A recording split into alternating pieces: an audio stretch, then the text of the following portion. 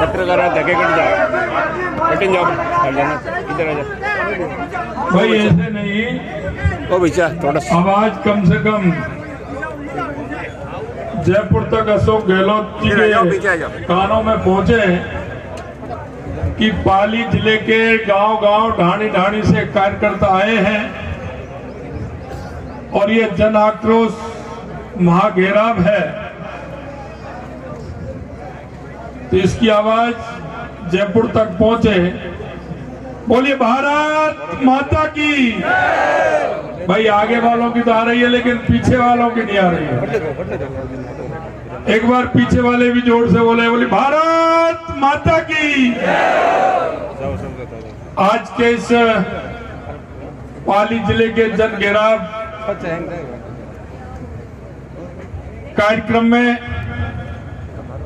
Bharatiya Janata party के जिला अध्यक्ष सम्माननीय मनसाराम जी परमार साहब, इस जिले के संगठन के प्रभारी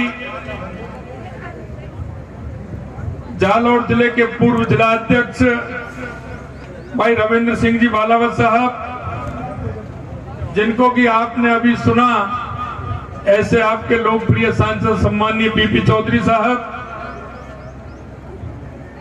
पूर्व सांसद उनको भी आपने सुना, ऐसे माननीय पुष्प जैन साहब,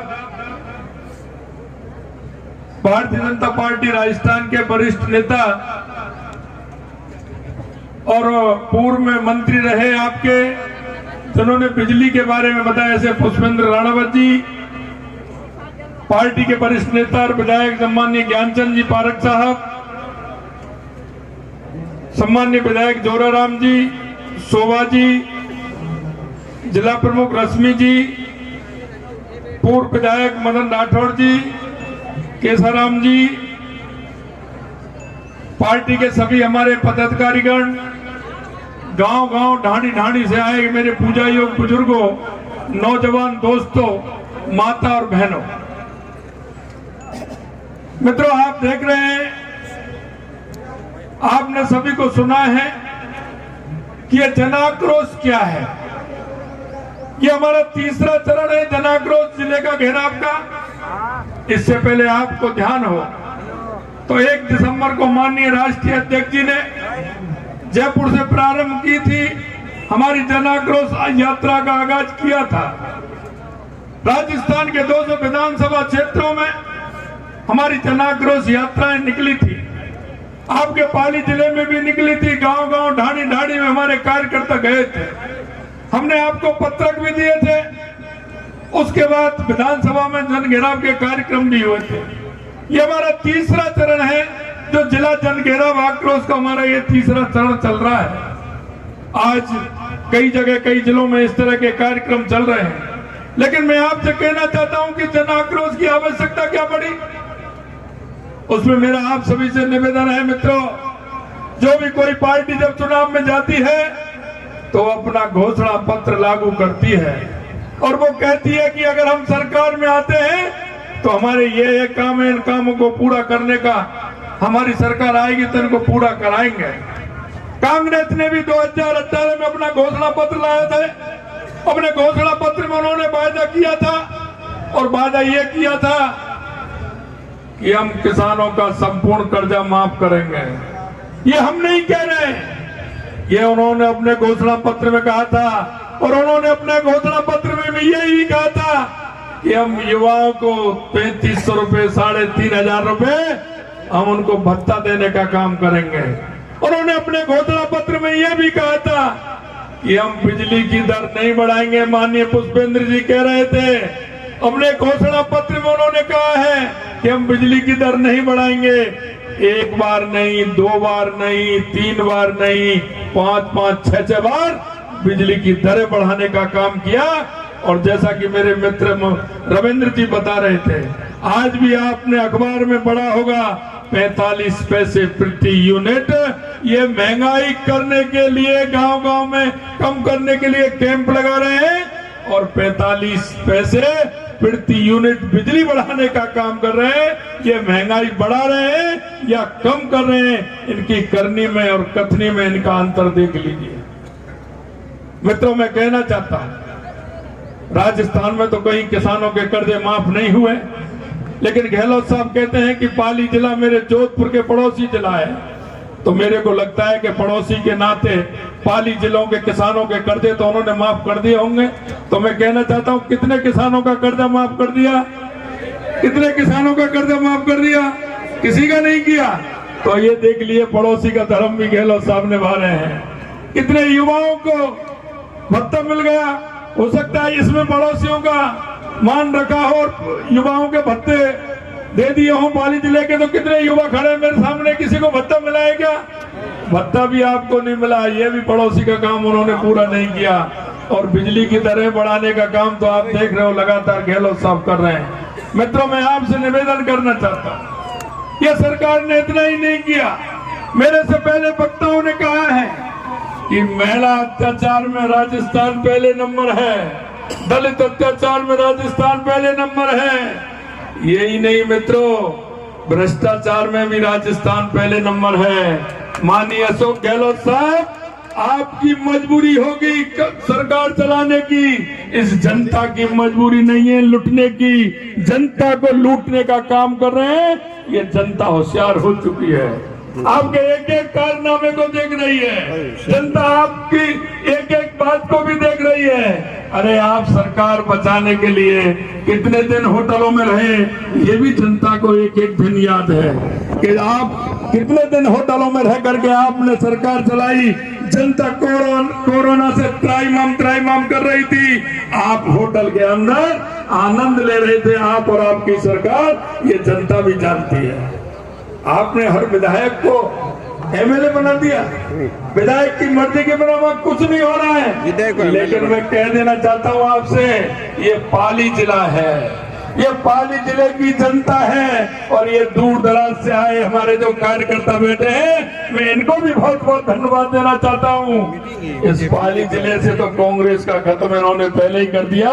इसके लिए मैं पुष्प जी, पुष्पेंद्र जी, पीपी साहब और हमारे सब जनप्रतिनिधि और पार्टी के कार्यकर्ताओं को धन्यवाद देना चाहता हूं। लेकिन ये हुकार भी पाली जिले से भरी है। आज हम ये भी बता देना चाहते हैं कि पाली जिला ही कांग्रेस मुक्त नहीं है, ये पूरा राजस्थान आने वाले समय में कांग्रेस मुक्त हो जाएगा।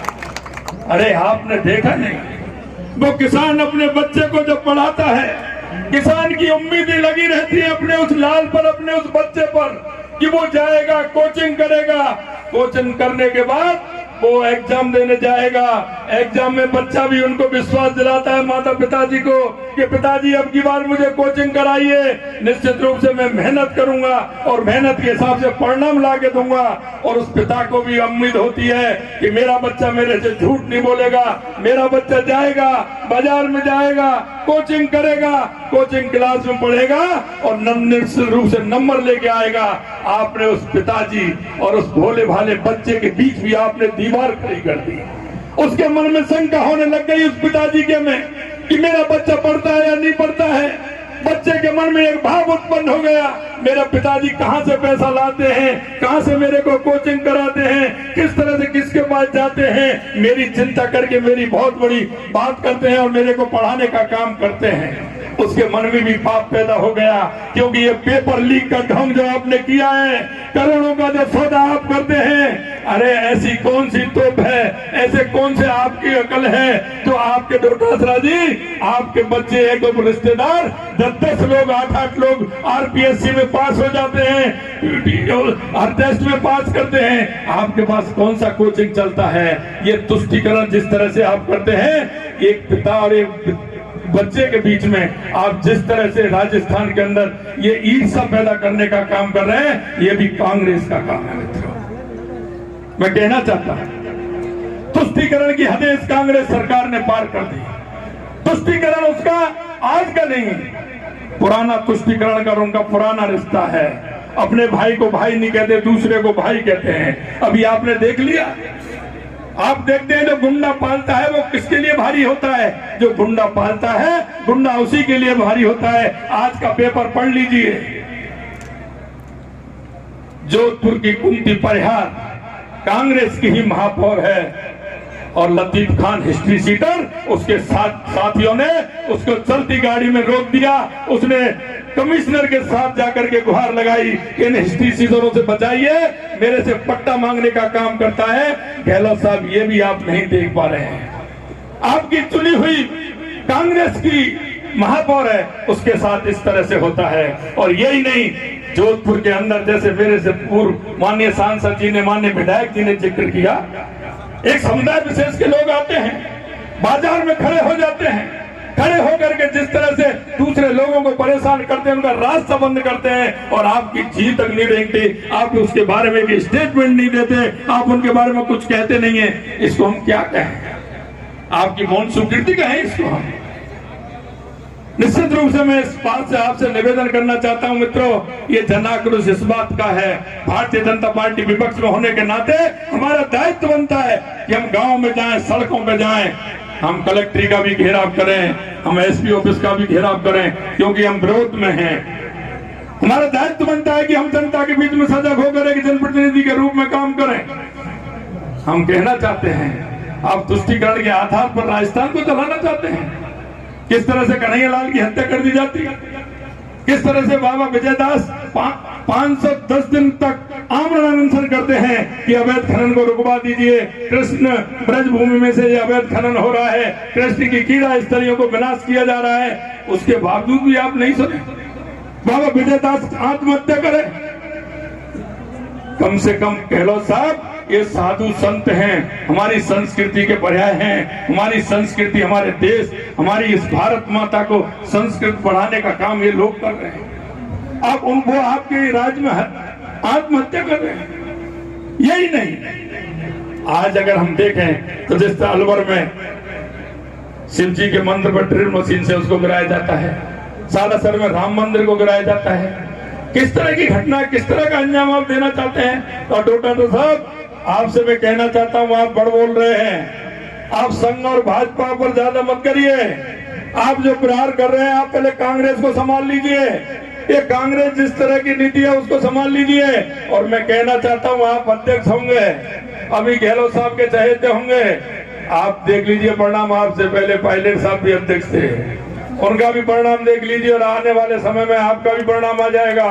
राजस्थान में आगे भी परिणाम देख लीजिए, आगे भी गहलोत साहब ने किन किन लोगों को परास्त किया है। आप ज्यादा जल्दी मत करिए। आप संघ और भाजपा पर जो आरोप लगा रहे हैं ना,